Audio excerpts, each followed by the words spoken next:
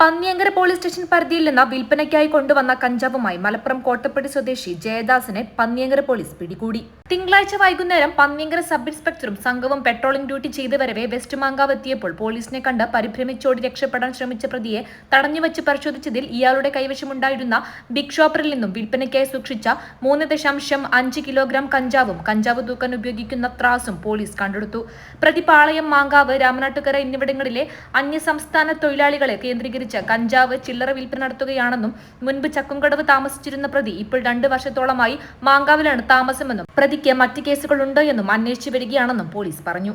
Panniyankara police station sub ഇൻസ്പെക്ടർമാരായ Athul Vasanth, Sunilkumar, assistant sub ഇൻസ്പെക്ടർമാരായ Girish Kumar, Sunilkumar, civil police officer Bineesh, ഡാൻസ് ഓഫ് അംഗങ്ങളായ sub inspector Manoj Edayath, assistant sub inspector Akhilesh, civil police ഓഫീസർമാരായ സുനോജ്, ലതീഷ്, സരുൺ എന്നിവർ ചേർന്നാണ് പ്രതിയെ കസ്റ്റഡിയിലെടുത്തത്.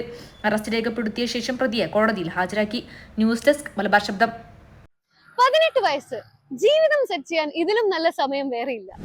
ഒരു സർക്കാർ ജോലി മാത്രമല്ല, അഭിമാനവും അച്ചടക്കവും രാജ്യസേവനവും നിറഞ്ഞ ഒരു കരിയറാണ് നിങ്ങൾ സ്വപ്നം കാണുന്നതെങ്കിൽ ഇന്ത്യൻ ആർമി, എയർഫോഴ്സ്, നേവി നിങ്ങളുടെ സ്വപ്നങ്ങൾക്ക് ഇനി ചിറകുവിരിക്കാം. 100% വിജയത്തിന്റെ വിശ്വാസത്തോടെ കേണൽസ് അക്കാഡമി കോഴിക്കോടും സുൽത്താൻ ബത്തേരിയിലും.